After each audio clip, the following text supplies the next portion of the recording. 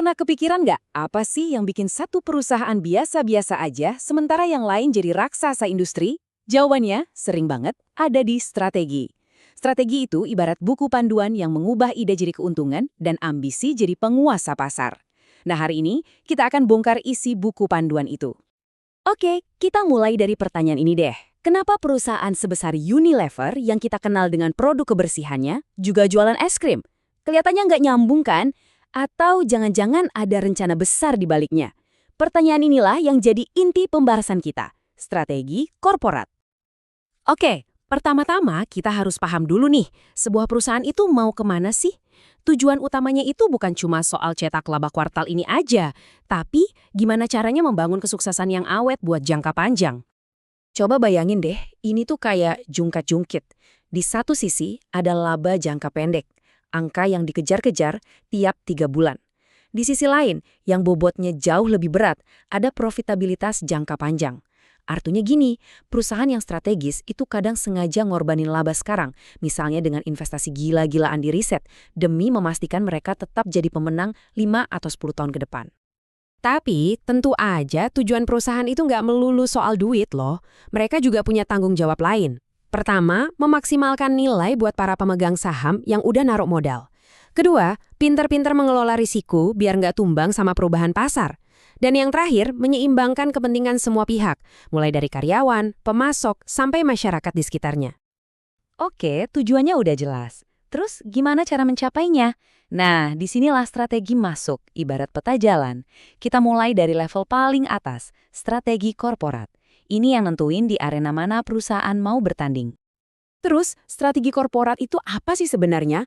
Bayangin seorang jenderal lagi lihat peta dunia, terus dia mutusin mau masuk ke negara mana aja. Ya, itulah tugas orang CEO. Mereka nggak cuma mikirin satu produk, tapi keseluruhan portofolio bisnis perusahaan. Biasanya nih, ada 3 jalur utama yang bisa dipilih. Ada yang pilih fokus di satu industri aja, kayak McDonald's yang konsisten di dunia makanan cepat saji. Ada juga yang melakukan diversifikasi terkait, contohnya Unilever yang main di banyak produk konsumen yang masih nyambung.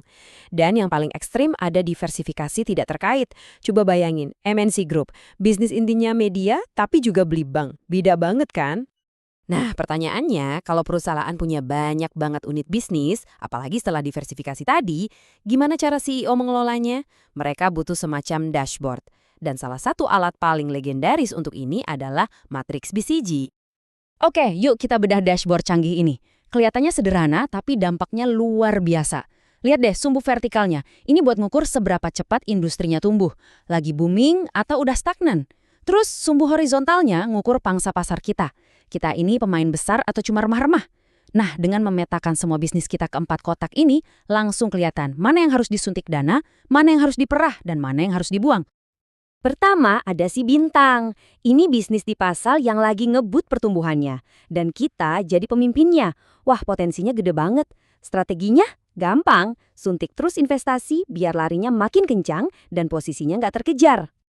Berikutnya, sapi perah. Ini adalah bisnis di pasar yang udah dewasa, nggak tumbuh cepat lagi, tapi kita yang jadi rajanya. Unit ini wah mesin pencetak uang banget. Jadi tugasnya adalah memerah keuntungan itu buat mendanari si bintang atau si tanda tanya. Ini dia si tanda tanya. Bisnisnya ada di pasar yang pertumbuhannya tinggi. Tapi sayangnya pangsa pasar kita masih kecil. Ini nih pertaruhan besarnya. Apakah kita mau jor-joran investasi biar dia jadi bintang atau dia bakal gagal dan malah jadi anjing? Keputusan krusial ada di sini. Terakhir, ada si anjing. Pertumbuhan industrinya lambat, pangsa pasar kita juga kecil. Jujur aja, bisnis kayak gini seringnya cuma buang-buang sumber daya tanpa hasil yang sepadan. Jadi strategi paling logis biasanya adalah jual atau tutup aja, biar kita bisa fokus ke unit yang lebih menjanjikan. Oke, tadi kita udah ngomongin di mana harus bersaing. Sekarang pertanyaannya, gimana cara menangnya? Kita turun level nih, dari korporat ke unit bisnis, yaitu cara kita ngalahin pesaing di dalam satu industri yang spesifik.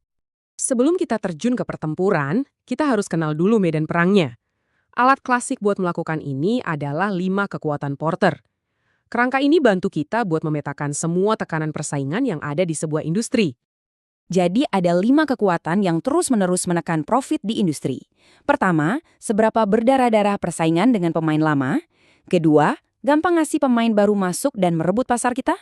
Ketiga, ada nggak produk pengganti yang bisa bikin pelanggan pindah? Keempat, seberapa kuat pembeli kita nawar harga? Dan terakhir, seberapa kuat pemasok kita menekan kita? Kombinasi kelima hal inilah yang nentuin segampang atau sesusah apa cari untung di industri itu. Nah, setelah kita paham peta pertempurannya, pada dasarnya cuma ada dua cara buat menang. Anda bisa pilih jadi yang paling murah atau jadi yang paling beda dan unik. Jadi intinya di sini nih, strategi biaya rendah itu soal efisiensi habis-habisan. Pikirin aja Walmart. Sementara itu, strategi diferensiasi itu soal menciptakan sesuatu yang spesial sampai pelanggan rela bayar lebih mahal. Contohnya, jam tangan Rolex atau mobil BMW. Dua-duanya bisa jadi jalan kemenangan, tapi Anda harus pilih salah satu dan fokus di situ. Oke, tujuan udah ada, strategi juga udah. Terus gimana caranya biar semua itu nggak cuma jadi omong kosong di atas kertas? Yuk kita lihat bagian terakhir, gimana strategi diterjemahkan jadi aksi nyata yang menciptakan nilai. Ini namanya rantai nilai atau value chain. Anggap aja ini kayak cetak biru operasionalnya perusahaan.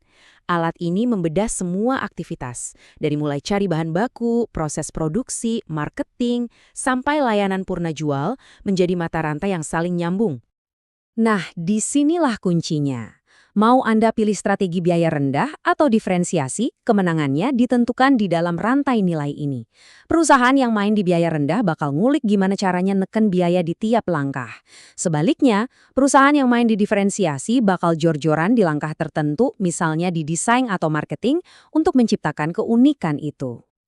Jadi, kita udah lihat kan gimana para CEO pakai kerangka-kerangka ini buat membangun perusahaan raksasa. Pertanyaan terakhir dari saya buat Anda.